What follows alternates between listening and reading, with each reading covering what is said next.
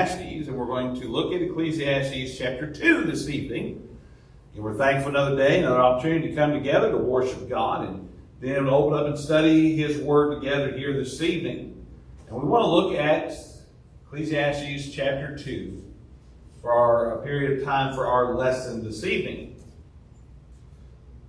It's not always about self. It's not about what we have, but rather how we use it. We began this series last week in Ecclesiastes looking at some of the wisdom, more of the wisdom that Solomon shares. We talked about the vanity in life, talked about some of the different things, and we're continuing in a thought of vanity here this evening, kind of looking at some more approaches of it. And tonight when we look at chapter 2, the title that I put on this lesson is Self-Indulgence. Living wisely and toil, and how these things are vanity.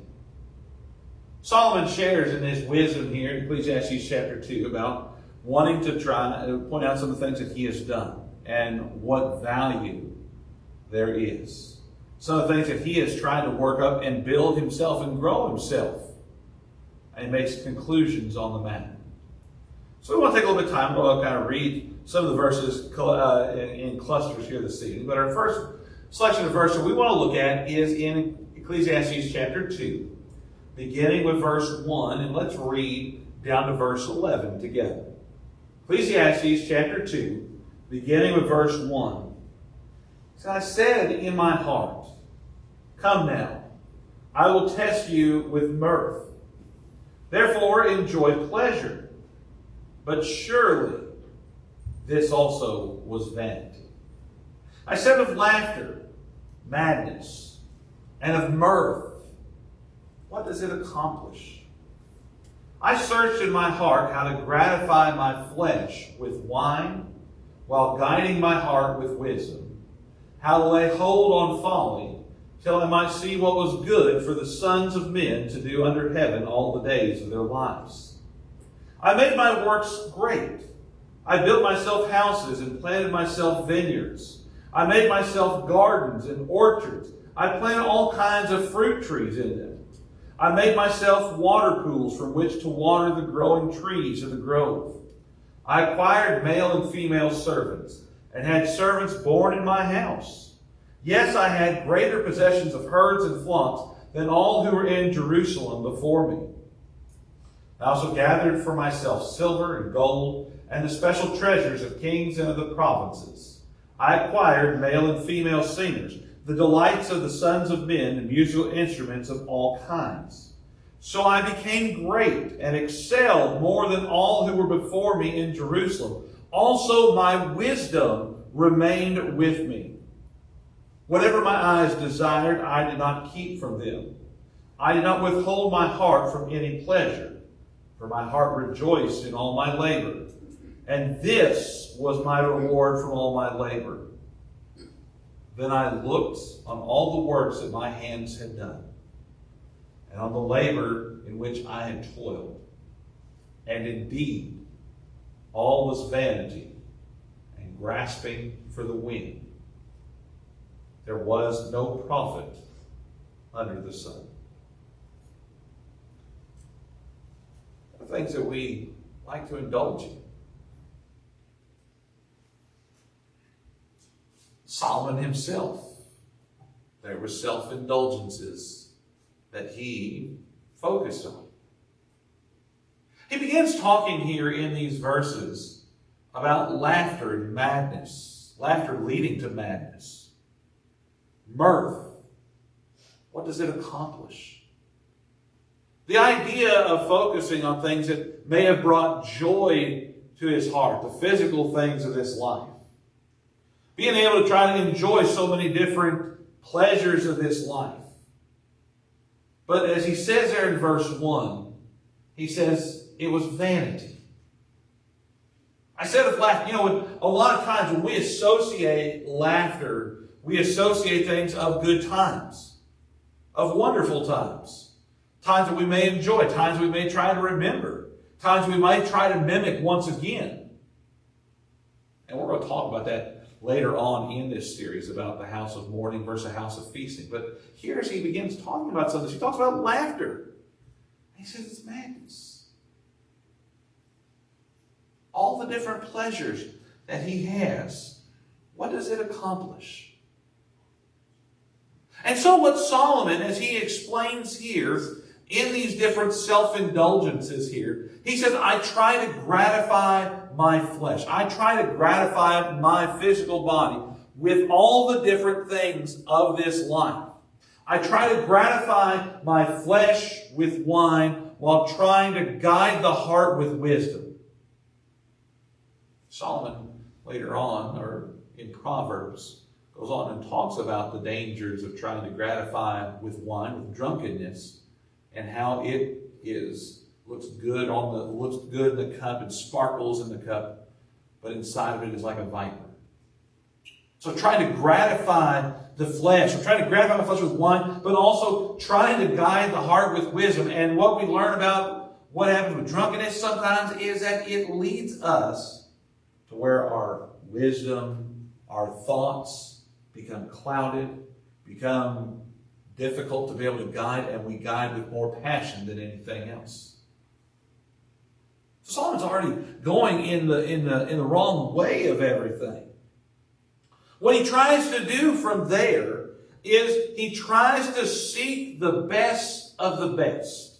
When you look at the verses here from verse 4 on down to verse 11, he says, I've made my works great. I've built great houses, vineyards, gardens, orchards, pools of water, and I've done all these different things and had servants, gold, silver, special treasures, and instruments, all things that I have. No one else before me has ever had what I have and what I have done.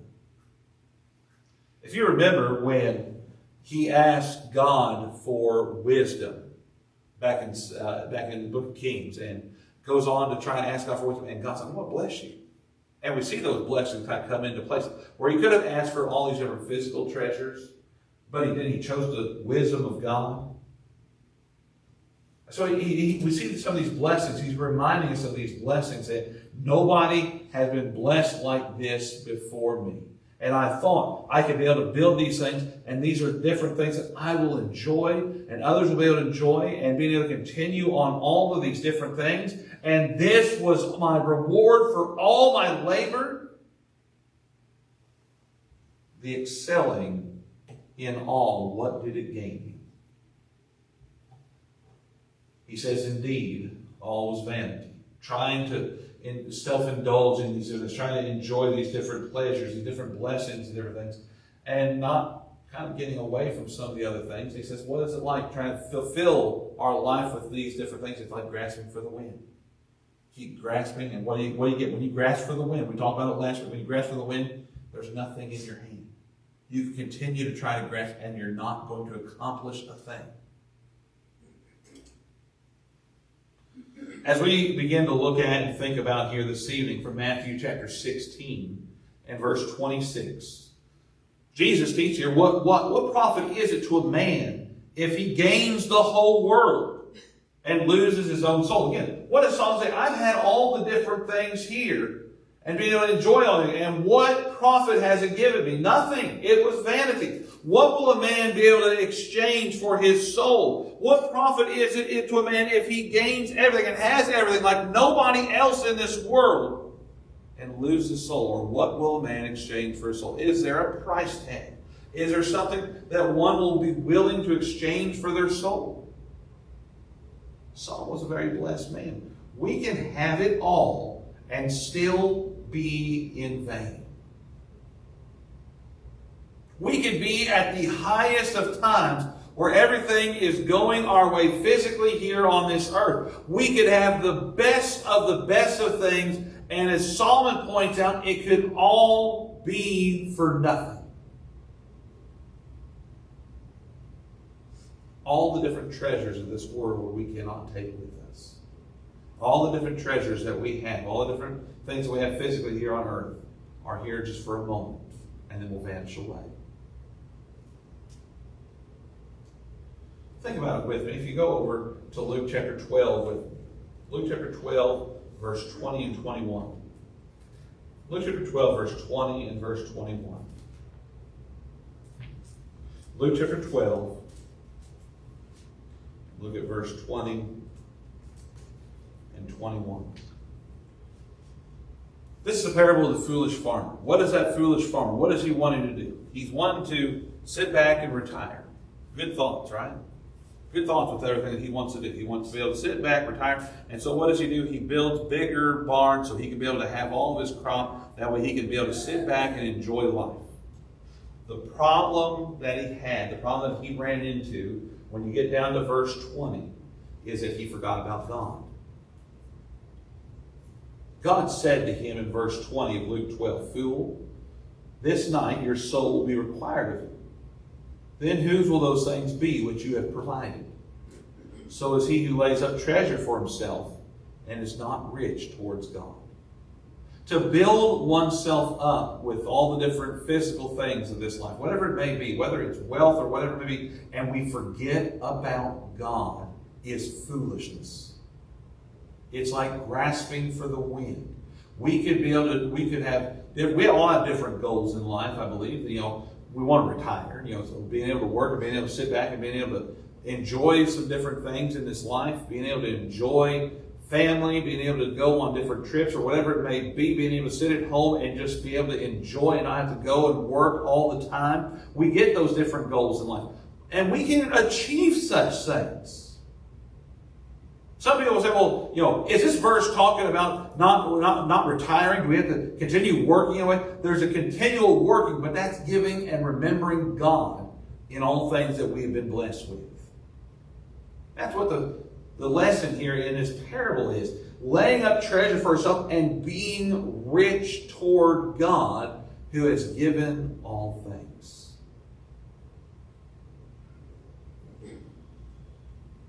Go back there to Ecclesiastes chapter 2 with me again.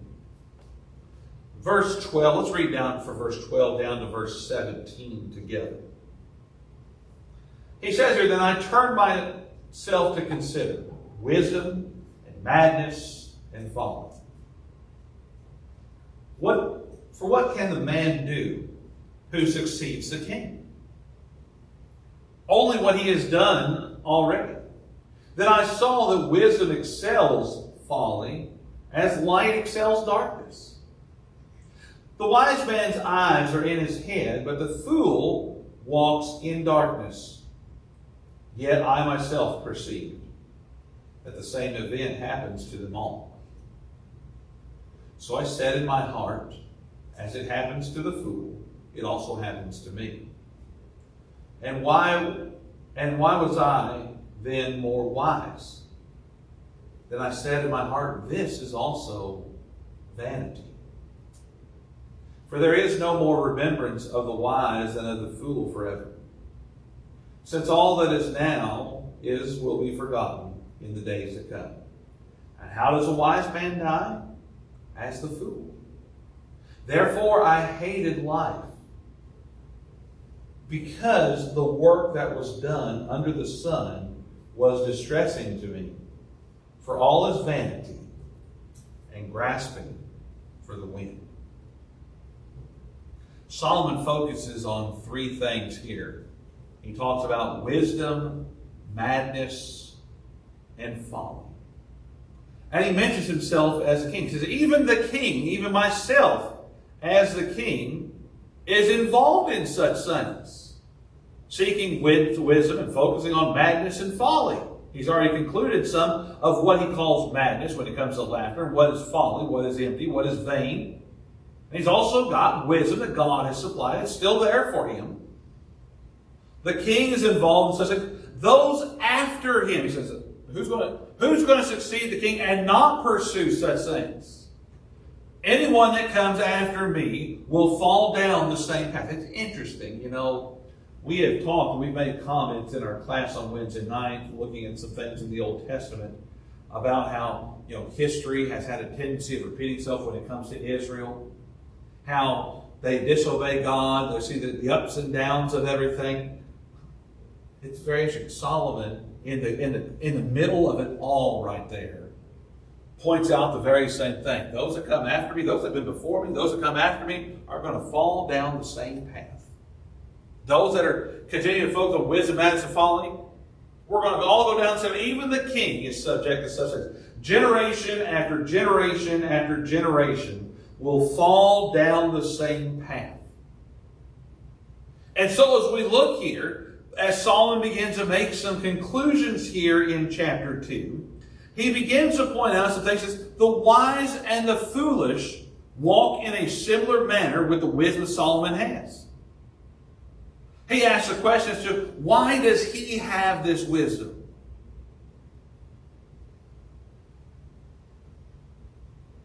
And as we look, he says, I forgot. He's forgotten some of the moment as to why. The wise and the foolish walking in the same way. He says it's vanity. It's empty.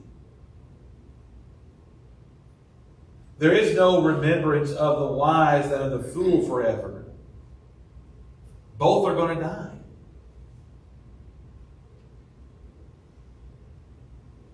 All that is now will be forgotten in the days to come. Eventually we see people will be forgotten. There'll be no remembrance of the wise or the fool. Again, trying to do such things, as he says, as he concludes again, is like grasping for the wind. The wise and the fool both live in the same world today. There are people that are claiming there is no God. That is foolishness. There are people that will listen to God and there are people that won't listen to God.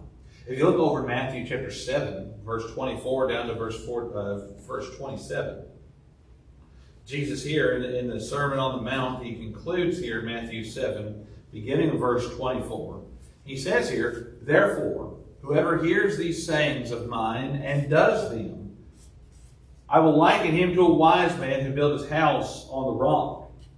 The rain descended and the floods came, and the winds blew and beat on that house, and it did not fall, for it was founded on the rock. But everyone who hears these sayings of mine and does not do them will be like a foolish man who built his house on the sand. The rain descended, the floods came, and the winds blew and beat on that house, and it fell, and great was its fall. And as you think about it, the wisdom coming from God. God is supplying us with wisdom. As he supplied Solomon with wisdom, there is access to God's wisdom, to know him, to know his ways, to listen to him, to follow him, to obey him.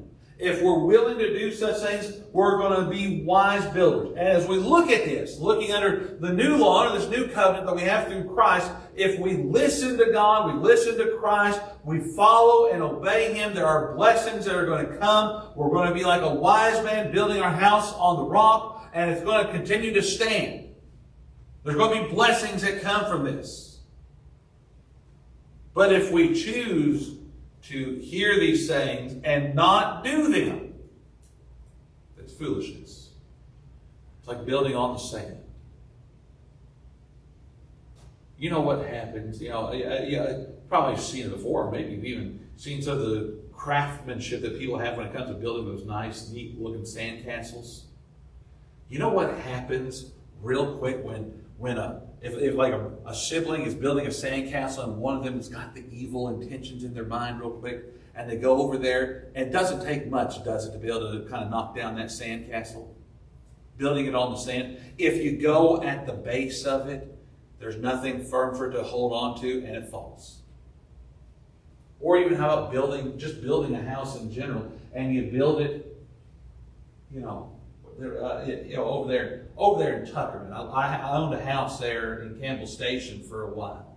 And one of the things that we just had to get used to was, lack of basements for the most part, and you built on a slab. And why did they build on the slabs?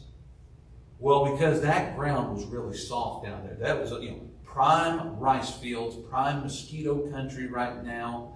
And it just, it's very soft ground. If you try to build a house on a rice paddy, for instance, what's going to happen? That house is probably going to sink. It's going to fall over. It doesn't have a very strong foundation. That's why they build the concrete foundation, to have something firm for the house to be able to stand on. That way when a storm comes through, it's not going to shake, it's not going to crumble real easy. I can remember a few years ago, when my dad was still there at Tuckerman, one of the members and his wife had both passed away. And they weren't allowed, in the house that they had was nobody was going to live in it anymore. And so the city had decided they were going to pull that house down. Well, before the city decided to do that, all of a sudden here came in one of those random storms, kind of like what we had today, with some pretty strong winds and everything. And Dad went out there to that house the next day, and guess what? That house was gone. Fell real quick. And he's like, it's a wonder how that house didn't already fall when the people were living in it. It didn't have a solid foundation. So we understand the importance. We're going to live in this world, and we have the ability to choose. We can choose whether we want to be wise builders or foolish. That's what Solomon's kind of getting at. You can live as wise or live as foolish. And as we see, if we're going to live as foolish, it's vanity. It's going to be empty in the end. It doesn't have a solid foundation.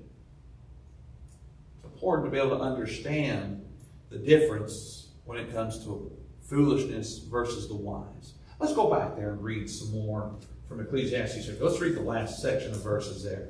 Beginning of verse 18.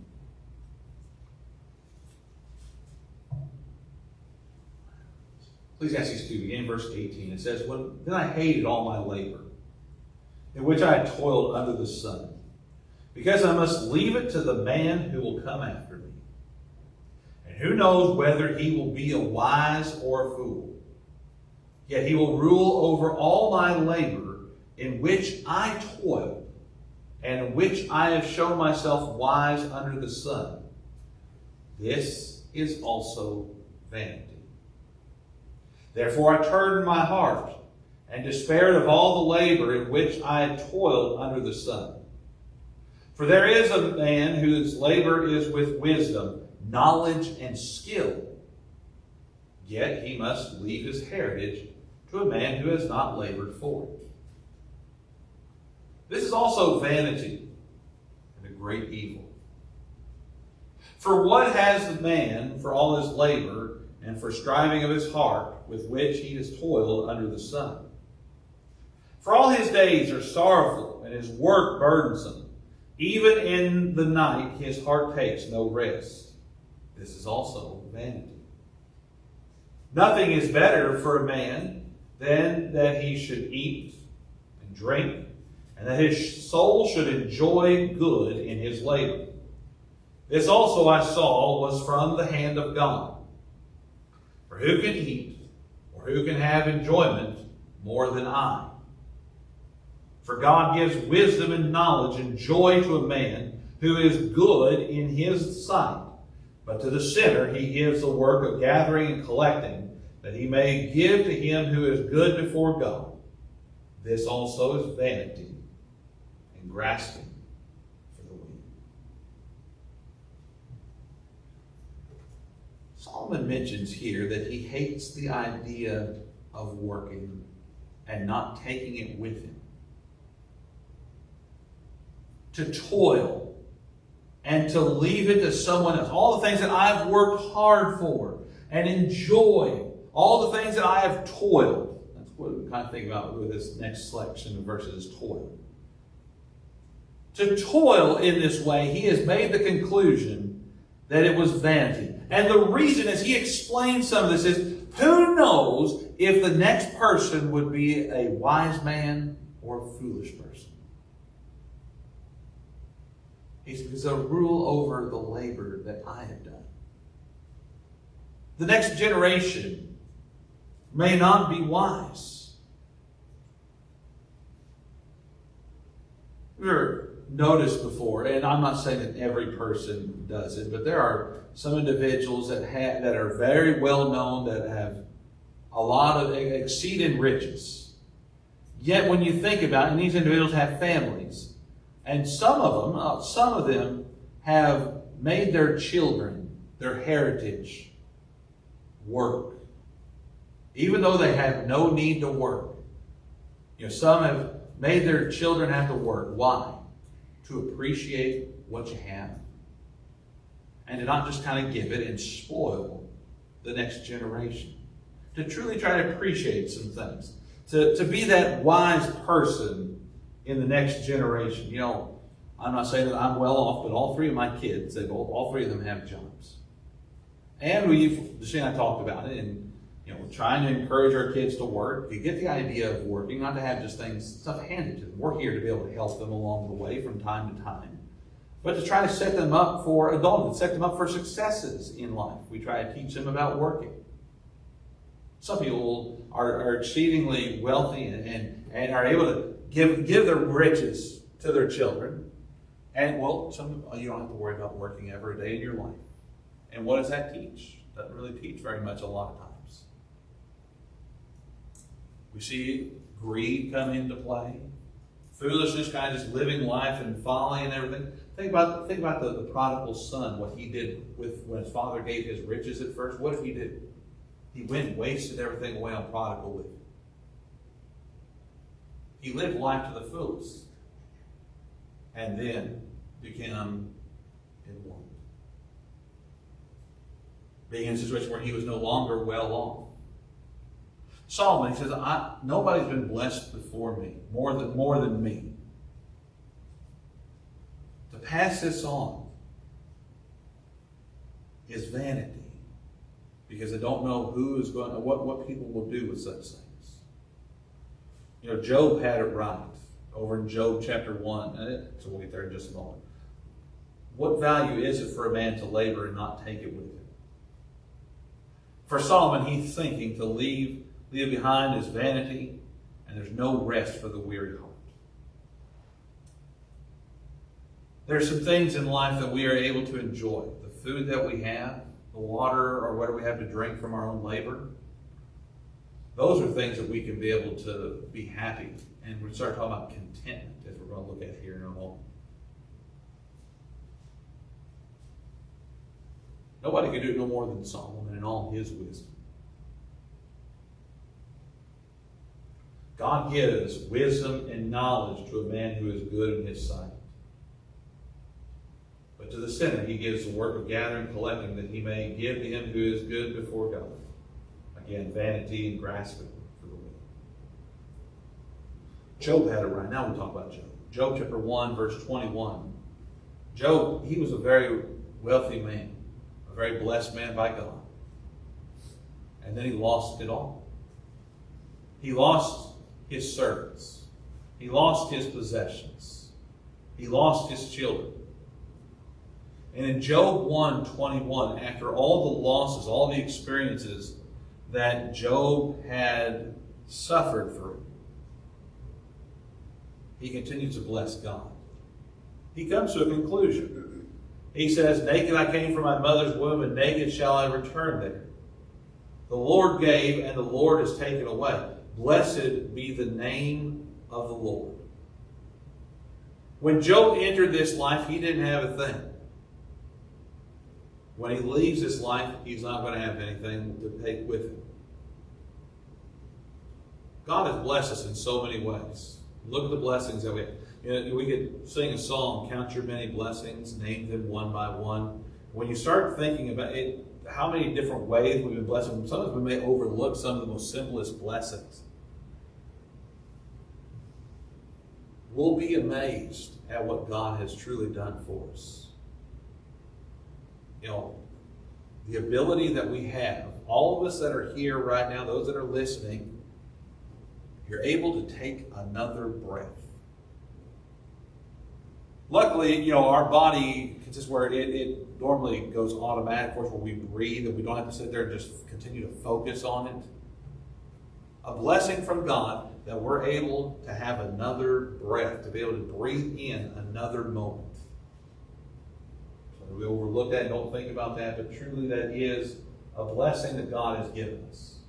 All the different things that we have. Today we are celebrating Father's Day. I can look back and look at my children being able to be thankful for what I've been blessed with, and then thinking about how I'm blessed with my dad and my father-in-law still alive, being able to talk to them and being able to share in some moments with them and being able to thank them and celebrate with them.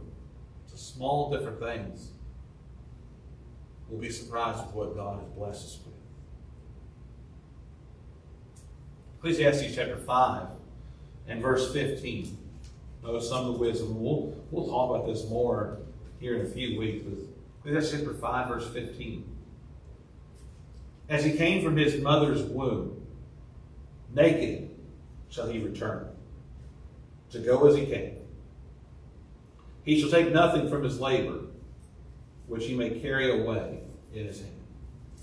As Solomon and as Job, very similar to what Job points out, we're not going to go and take anything with us physically after this life. We're going to go as we came, naked and vulnerable. Nothing can be taken with what we have labored for. Remember what we read a few moments ago in Luke chapter 12? What wisdom in that parable is that we're to be thankful for what we've been blessed with, but also be rich towards God. To offer blessing to God, to seek God. I want you to think with me over in 1 Timothy chapter 6. 1 Timothy chapter 6, and look at verse 6 and 7 with me. 1 Timothy chapter 6. Notice what Paul says here. 1 Timothy chapter 6, verse 6 and 7. It says here, 1 Timothy 6, verse 6 and 7, now godliness with contentment is great gain. For we brought nothing into this world, and it is certain we can carry nothing out. I want you to think, we looked at Job, we looked at Ecclesiastes. Here, Paul writes to Timothy some very similar thoughts. We brought nothing into this world, we can certainly carry nothing out with us. But be thankful and content with what we've been blessed with. He says here, contentment with godliness is great gain. To listen to the wisdom of God, to seek God. What it means to be godliness is to follow in the example of God, to follow the example of Christ. God has shown us through His Word what it means to be godlike, to have this godliness. And goes on to say, godliness with contentment is great gain. What we have in this world, what we've been blessed with, be thankful for all the different blessings of this life. But remember to seek God. All the different things that we can fulfill our life with all the worldly things, may be able to help us temporary and for the moment. But godliness with contentment, seeking God, seeking His ways, and being satisfied with what we have been blessed with is great gain, because we're seeking more spiritual-like mentality. We're seeking more spiritual type blessings. We're looking forward to heaven being our home. We're looking forward to the example that Christ left for us, to follow in His footsteps, to be with Him, to be with those of like precious faith. We can see that godliness with contentment and how it benefits our soul, benefits our life. We focus on things that will not be destroyed, on things that will not be taken away from us if we seek God and we seek His ways. I thank you for taking a little bit of time looking at this with me tonight in Ecclesiastes chapter 2. Offering an invitation tonight, again, the idea of contentment and godliness. We are to seek those things. Solomon offers, in this wisdom in chapter 2, you can fulfill all the different things of this life and forget about God and forget about His wisdom. It's foolishness. It's vanity. It's grasping for the wind. But to seek God and to take advantage of all the blessings that we have had in this life, there's great gain with it. Becoming a child of God is great gain. God will rejoice. The angels in heaven will rejoice. We will rejoice with one who decides to follow Jesus. For one that decides to seek God and seek His ways by putting on Christ in baptism tonight. If that's your desire, we'll be glad to help you and rejoice with you. If you're here tonight, you're a child of God, but you've fallen away. Maybe it's because you focus more on the riches and the things of this world than God and fallen away from Him. We'll be glad to help you be restored tonight by your desire in repenting of your sins and coming forward and asking for prayers with the congregation. We've got to pray with you and help you in those endeavors also. Whatever it may be this evening, if we can help and encourage you in any way tonight, to help begin to follow Jesus or to start following Jesus once again, we're glad to help you in any way we can. All you have to do is have a seat on the front. And if you're such an invitation ready to make your life right with God, why don't you do it now, living on help you, and do it all together while we stand and while we sing.